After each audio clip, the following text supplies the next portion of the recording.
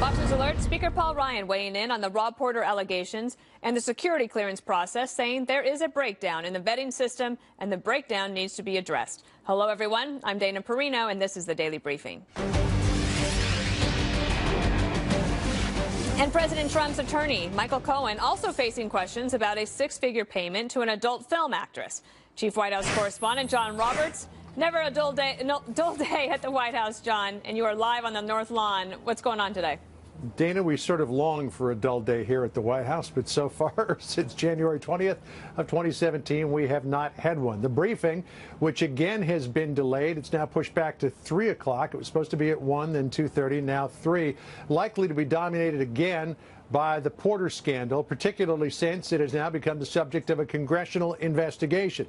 The Republican chairman of the House Oversight and Government Reform Committee, Chairman Trey Gowdy, sending a letter to Chief of Staff John Kelly here at the White House, asking for, among other things, information about policies, practices, and procedures for interim security clearances here at the White House, whether Porter's clearances were consistent with those practices, the date when the White House became aware of the allegations, and the dates of Porter's security clearance.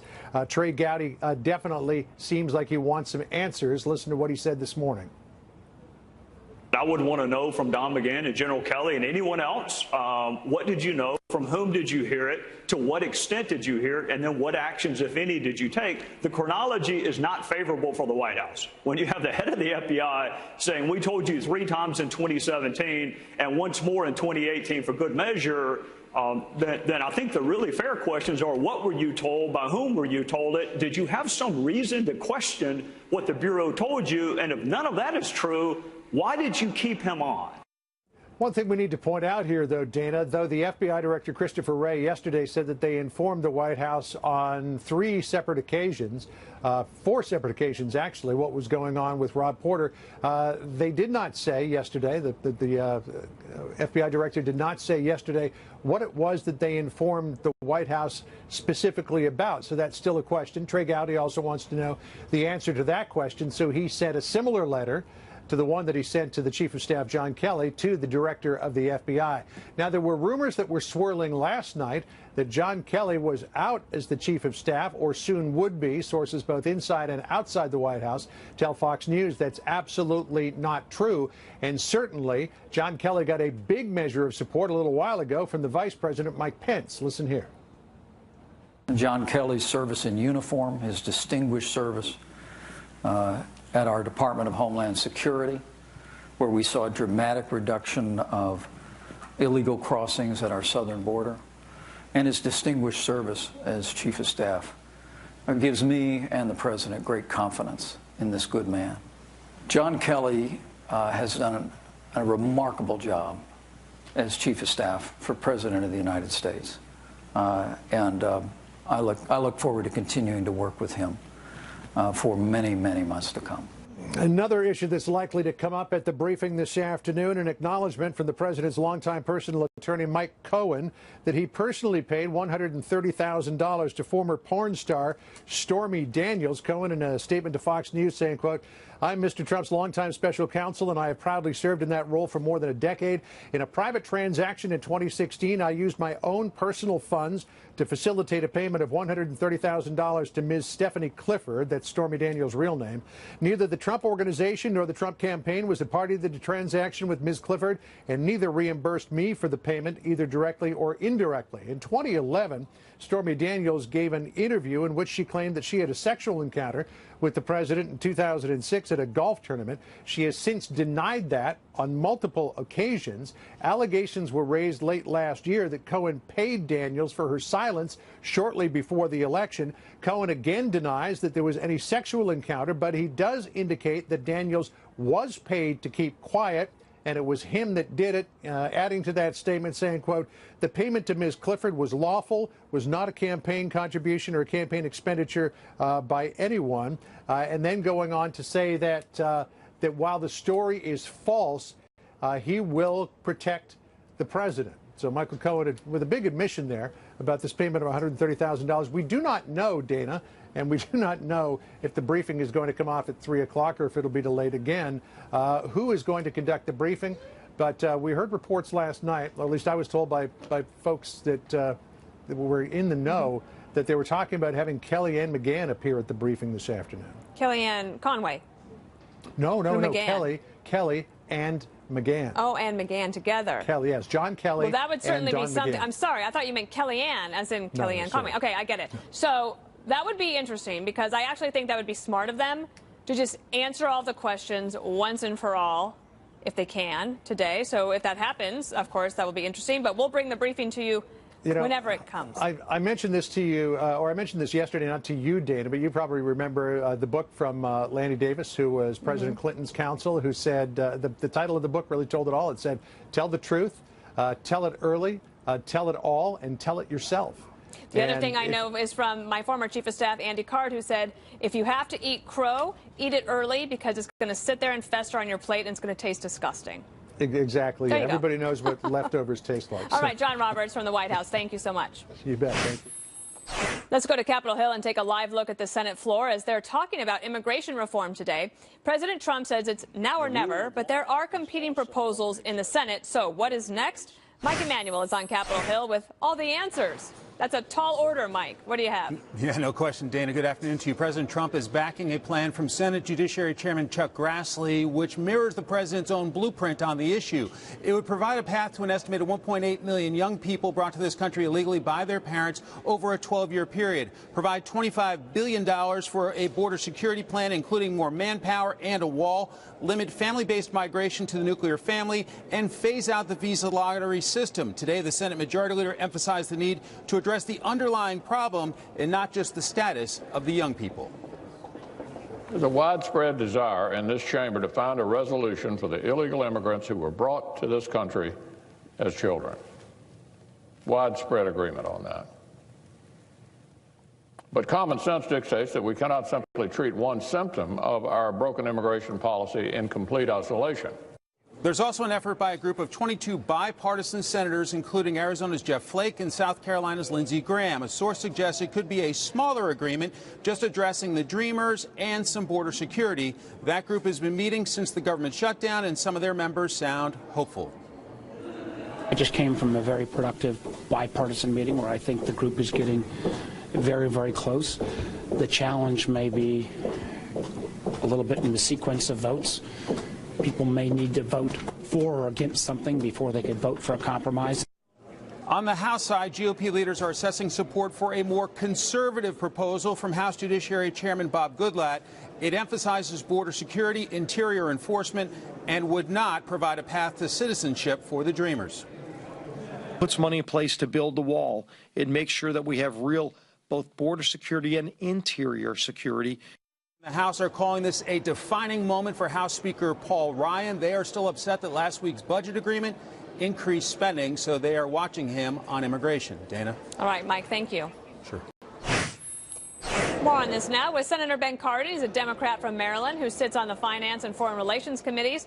Where do you see things standing right now on the immigration debate in the Senate, sir?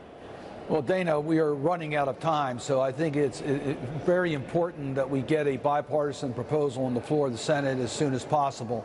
I think the common ingredient would be to take care of the Dreamers, to give them the pathway to citizenship, as the President has talked about, and also include border security. I think we can agree on those 2 points, and that should be our starting point. So what we're hoping is that the Majority Leader will allow us to bring forward a bipartisan proposal that deals with the Dreamers and deals with border security. Let's see whether we can't get 60 votes for that particular proposal. When we get beyond that, I think it's going to be very challenging to get more than 60 votes. I noted today that Senator Bernie Sanders has seemed to have a change of mind. Listen to this. Oh, I'm sorry, it's a quote. It says, "I would go much further than I think is right. Unwillingly, unhappily, I think it is a stupid thing to do." He's talking about the wall. But he says, "We have to protect the Dreamers. I'm willing to make some painful concessions." And I thought that was really the beginning of some compromise. If you see discussions about border security in the House really ramping up, if the Senate can get to a place where you have Bernie Sanders even willing to vote for it, to give the president what he wants, he's going to call it a wall no matter what, can maybe at the end of this week everybody could declare some victory. Danny, you're absolutely right. I think if you go back several months ago, there were pretty hard lines drawn in regards to border security. I think now we are prepared to move forward with border security along with protecting the Dreamers. That, to me, is a common sense way to at least show that we've taken care of the immediate problems and that we have bipartisan support to get that passed. Look, there are other issues we all want to deal with, and hopefully we'll be able to get some additional issues agreed to in a bipartisan manner, but let's make sure at least we get those two ingredients done. One of the things I think that you are interested in dealing with is those people who are here under temporary protected status. Tell me what you want to try to accomplish with an amendment on that front. Oh, absolutely. These are individuals who are lawfully here. They came here under the program that was passed in the 1990s. Some have been here as long as 20 years. So it's a similar situation to the Dreamers. Many know no other home but the United States. They have family members who are U.S. citizens. So what we are suggesting is that let's protect that group also. It's a smaller number. But it's an important group of people who have helped this nation. So we hope at the end of the day we'll have some protection for them. So let me just ask you then a last question. If you are able to get some agreement on dealing with those who are here now under temporary protected status, would you be willing to support some sort of legislation that puts some limits on temporary protected status going forward?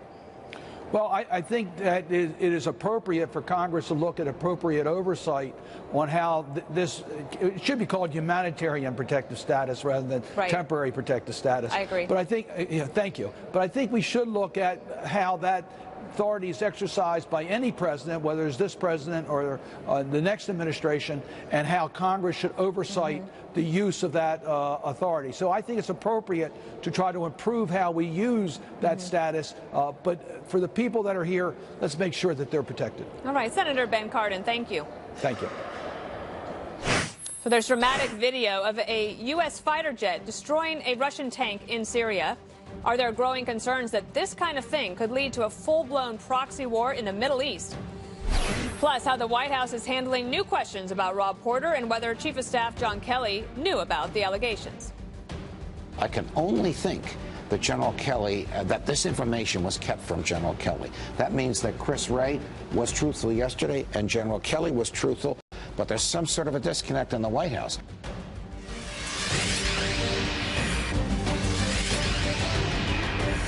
Speaker of the House Paul Ryan answering questions about the House investigation into Rob Porter's employment at the White House.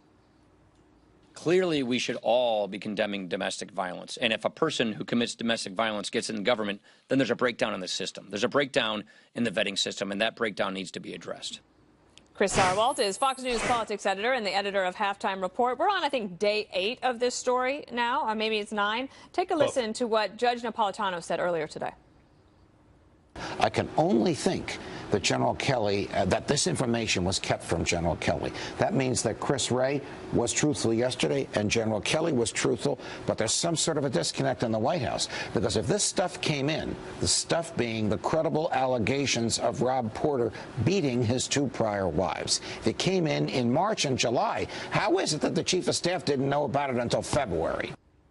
At the top of the show, Chris, John Roberts reported from the White House that he's heard it is possible that today at the White House briefing that is now scheduled for 3 o'clock, that General Kelly, the Chief of Staff, and Don McGahn, the White House counsel's office, the General Counsel, could come to the podium to brief reporters, which would be remarkable because we haven't seen that before, but it might help clarify a lot. What do you think? Reminds me of back when they had Reince Priebus and Steve Bannon appear together for bro festival, just love, and the squeezing of the knee and the hugging, and together to say, well, I don't think this is going to be like that in this room today. This is a very different thing, because that was about internal divisions. This is about competency at the White House, judgment and character. Those things are all in question right now. And over the last 3 days, we see tweets like this from Maggie Haberman, who wrote last night she's in the New York Times, saying several White House officials are now prefacing or concluding their sentences in conversations with reporters by making clear they can't swear by the information they've just given. Now, I couldn't operate like that in a White House. But I do think it's about division. I do think that that's all. Look, the questions of competency, character, and all of those things that you describe are definitely paramount considerations. However, what we are looking at here is the soul of dysfunction. And dysfunction in a White House is no better way to find it, or in any organization, than division. And what you have here are people briefing against Kelly. You have people briefing against McGahn. You have factions, tribalism. And I think maybe, just maybe, this is the way the president likes it. I think maybe he doesn't want any individual to be so powerful inside of his West Wing that they can, like Kelly was doing for a period of time, seem to be putting a leash on the president. Maybe this gives him more operational room. Interesting. Well, we'll see what happens, and that briefing is expected at 3 o'clock now, and so, of course, Fox News will bring that to everybody live. Let me turn to the midterms, because I want to take you up to Wisconsin. And Senator Tammy Duckworth, she is in a big battle up there for re-election, and I think I have sound of this. Yes, take a listen to what she said yesterday. Do you think Democrats will retake the Senate? I don't know. What the Midwest can teach the Democratic Party is we have to care about everyone. We can't just care about minorities or immigrants or identity politics. If we just focus, on the left-wing side of the party or the more conservative side of the party, it doesn't get us anywhere. Who do you think she's talking to there, Chris? She is talking to her constituent, the people inside of the Democratic Party in Wisconsin who want to make lavish demands, right? They want to make, well, you should do this, and you should never vote for this, and you should always say that, and you should condemn everything. She's telling her base, hey, look, you got to chill out, because we have to be able to talk to working class white voters who, if we come to them screaming and scolding, are going to say, oh, I get it, you're not interested in my vote. That's fine. And this comes right at the time you see that Republicans' fortunes rising in the generic ballot. If 3 months ago we were talking about a 14-point gap. That's considerably narrowed, and now things look better for Republicans, at least as of today. Well, both sides should remember that, because in the course of 3 months, a lot can change. And the Republicans who right now say, oh, things are better now, well, we got a lot of football to play between now and November. All right. Well, and you're going to hear from us later, both Chris and I. We just taped our 100th episode of the I'll Tell You What podcast. Oh, we get confetti and everything. It's Valentine's Day. He gave me a tower of chocolate and kale chips, and I sent him a bouquet of exotic meats and a cake. So congratulations to you, and congratulations to me. I'm so proud to work with you, my friend. Thank you very much. Very fun. And thank you for the confetti. There was in the control room. All right, Chris Sarwell, thank you. You bet. Nikki Haley calling out the Russians at the UN this morning. Listen. Russia can push the regime to commit to seeking a real peace in Syria, a peace that helps the Syrian people, a peace that helps ensure the region's security. Now is the time for Russia to use that leverage. So is there any hope of avoiding a proxy war in Syria? Lieutenant Colonel Michael Waltz will give us his take. Plus, an American champion under fire. Why Shaun White is apologizing after winning his 3rd Olympic gold medal.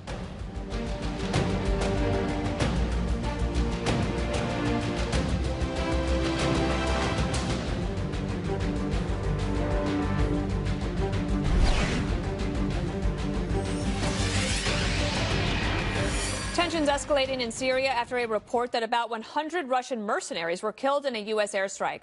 The latest violence leading to fears of a proxy war. UN Ambassador Nikki Haley laying some of the blame on the Russians during a Security Council meeting this morning. Much of the violence is happening in so-called de-escalation zones. Russia was supposed to guarantee adherence to these de-escalation zones to help the political process. But then again, Russia was also supposed to guarantee that all chemical weapons would be removed from Syria. Instead, we see the Assad regime continue to bomb, starve, and yes, gas civilians. Let's bring in Lieutenant Colonel Michael Waltz, a former U.S. Army Green Beret commander and counterterrorism advisor to Vice President Cheney, and the author of a wonderful book, Warrior Diplomat, it is called. Thanks, Dana. Okay, let me ask you something. Yeah. What do you think is happening, and in particular, what does it mean that there are mercenaries there for Russia, and why how does that whole play into the picture? Because it's quite interesting, I think. Well, first, I love the straight talk from Ambassador Haley. So here's what Russia's doing. They've publicly said mission accomplished and we're drawing down in Syria. But what they're really doing, and Putin is behind this, is they're seeding mercenaries and covert forces with Assad's army as it continues its offensive. So what does this do? It allows Russia to have deniability. It's exactly what they did in the Ukraine. It's exactly what they did in Crimea. And it allows Putin to publicly and internationally deny involvement with Assad's brutality. And then domestically, and this is important for Putin, in Russia, he's facing growing questions about the cost of the intervention, about the number of casualties, and about the length of it. And it gives him deniability there, too. So then also take a listen now to the Director of National Intelligence, Dan Coates, on what he said yesterday about Iran's involvement in the same area. Lebanese Hezbollah, with the support of Iran, has deployed thousands of fighters to Syria and provides direction to other militant and terrorist groups, all fomenting regional instability. Iran's provocative and assertive behavior, as we saw most recently this past weekend in northern Israel, increases the potential for escalation. Now, the gentleman yesterday did not weigh in on whether the United States should stay, but what do you think? Well, look, you know, Russia, Iran, Assad, and then Turkey, for different reasons, are all pursuing their interests there. Fair question, why should the United States be in the middle of it? And what is in our interest there? Well, one, if we just pull out and withdraw, we're going to have ISIS 3.0 emerge for a number of reasons. And then two, it is certainly in our interest to check Iran's advances, which they have made, Dana, they have made more gains in the last 8 years in terms of being able to threaten Israel and dominate the Middle East than they have in the last 1,000 years. We need to keep small forces on the ground, special forces, advisors, backed by air power and logistics, because if we just walk away, our allies will be abandoned and slaughtered, and we'll never be able to work with them again. And all that work we've done would be for nothing. Now, let me ask you then about the last question here. We don't have that much time, but about Israel, because it's not backing down in any way. That's right. Israel is our key ally in the region. Israel hit Hezbollah and its Iranian backers hard when they started flying drones over their border over the past weekend. And that is absolutely in the United States' interest to defend our allies, stand with them. That doesn't mean hundreds of thousands of troops, U.S. troops on the ground, but there are ways to stand with our allies in the region that we're not letting the Iranians and Russians and Assad just run amok across the Middle East. All right. Michael Waltz, thank you. All right. Thanks, Dana.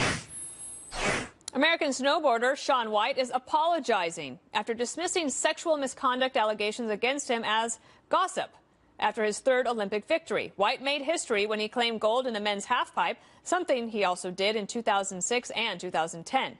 After winning, White downplayed a 2016 lawsuit settled last year made by the drummer of his band. You know, honestly, here to talk about the Olympics, not, gossip. So, but I don't think so. I am who I am, and I'm proud of who I am, and my friends, love me and vouch for me, and I think that stands on its own.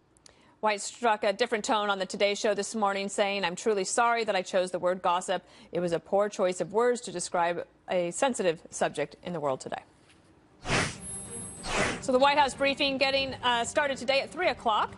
And we'll bring that to you live at the top of the hour as a new investigation is launched into the administration's handling of the Rob Porter allegations. Plus, Vice President Pence saying the U.S. could be open to talks with North Korea. We'll have a live report from the region next. Fox News Alert, Vice President Pence now saying the U.S. would be open to talks with North Korea about reining in their nuclear ambitions. This comes after Pence attended the Winter Olympics in South Korea, where he was seated very close to Kim Jong-un's sister. Greg Palcott joins us now live from South Korea. Greg. Hi, Dana. Yeah, there are, in fact, new indications that the U.S. could be ready for at least preliminary talks with North Korea. Vice President Pence made those comments following meetings with South Korean President Moon. The New York Times is now quoting two more administration officials talking about a, quote, tactical shift by the U.S. when it comes to Pyongyang. And this is in line from what we are hearing from others here in Seoul. It's all triggered by Kim Jong-un's offer of a summit with South Korea, but we are still not getting any indication from our contacts that North Korea has yet agreed to talk with the U.S. And, of course, that's the other half of any new equation. Meanwhile, the South Korean government agreeing on Wednesday to pick up the tab for hundreds of North Korean athletes, officials, and others who came here and are here now for the Winter Olympics. It runs to some $2.6 million, and that's got some locals upset that the government is getting a bit too close to the North Korea regime. Finally, Dana, just a few minutes ago, Vice President Pence confirming at an event that, in fact, he did ignore the sister of Kim Jong-un at that opening ceremony. In his words, he didn't think it was proper for the U.S. to give attention to her in that forum, and then recounting the horrors of the family and the regime. Back to you. All right, Greg, thank you. Let's now bring in the South Korea Foundation Chair in Korea Studies at the Brookings Institution and former CIA official, Young Pak. I heard you the other day on the Global Political podcast, and I was so interested in what you had to say. You talked a little bit about the unknowns. Do you think that we know any more after the sisters' visit to South Korea? I think the sisters' visit to South Korea was really important. It was a change in the way that Kim Jong-un has been approaching this issue.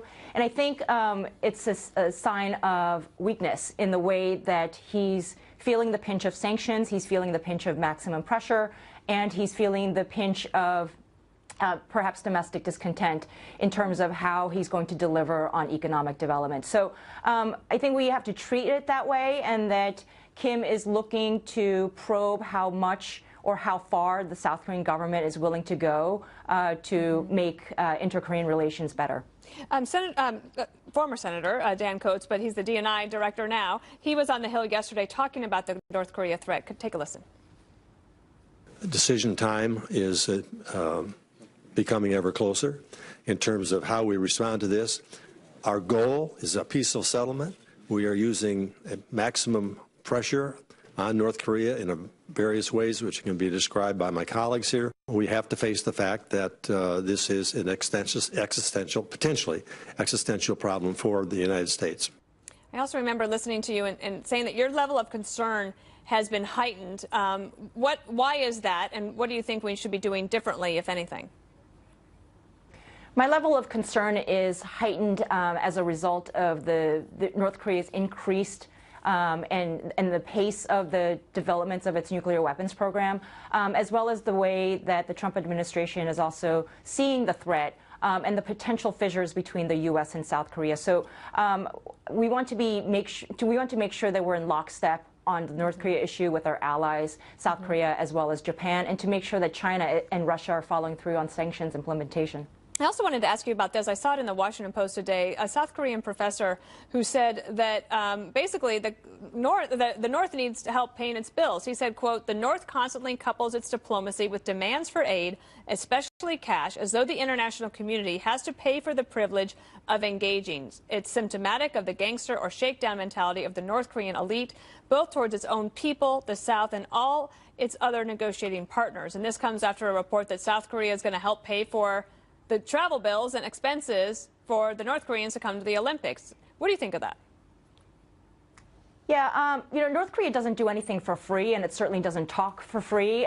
But for the South Korean government, I think those payments was an insurance policy to make sure that nothing bad happens, that the North Koreans follow through on attending the Olympics and sending Kim Yo-jong, who is the North Korean leader's sister. Now, I think we have to be careful to be watchful for how North Korea is trying to nibble away at the edges of sanctions. One of the reasons for this outreach is to relax sanctions implementation, so we have to be very careful and watchful about that. And so that leads me to my last question, which is about China. They've actually been pretty quiet during the whole geopolitical discussion surrounding the Olympics. And there's also questions just how much they are actually helping on sanctions. What do you know about that?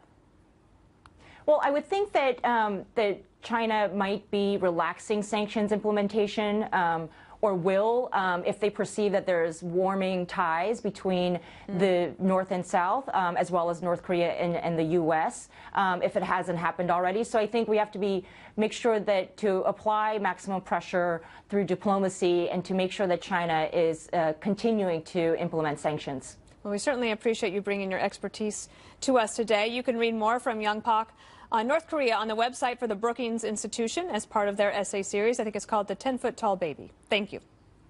Thank you. Fox News alert on a shooting outside the National Security Agency in Maryland this morning. The FBI saying there is no link to terrorism and that the bullets started flying after an SUV tried to make an unauthorized entry to the agency's campus. 3 people were wounded, including the driver of that SUV and an NSA police officer, and 3 suspects are now in custody. More questions raised about the White House decision to keep Rob Porter in a key job despite allegations of domestic violence as President Trump again addresses the scandal, what he just said inside the Oval Office. Plus, what are the chances we'll see Bill Clinton on the campaign trail for the midterm elections?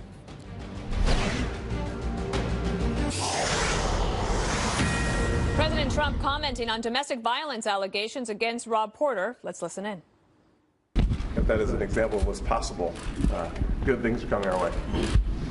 Thank you all very much. Thank you. Why have you not spoken out against domestic violence? Do you believe the women are leaving? Thank you. We're leaving. Make your way out. To domestic violence, and everybody here knows that.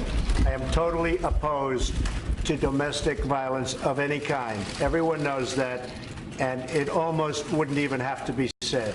So now you hear it. But you all know it. Thank you all very much. I appreciate it. Thank you very much. Thank you, President, for your time.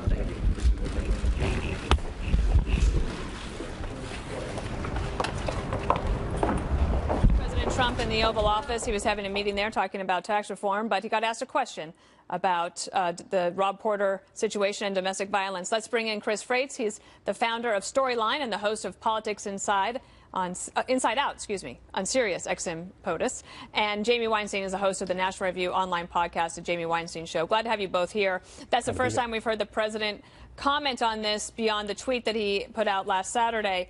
Jamie, I think that I'll start with you. What do you think about the White House's handling of this? And do you think what the president just did there is going to help put this to bed? Well, I don't know if it will help put it to bed, but I think the problem that the president has is that he refuses to ever make a mistake. So the fact that he hired Porter, he wasn't going to come out and say, you know, we made a mistake hiring Porter. This is an awful thing.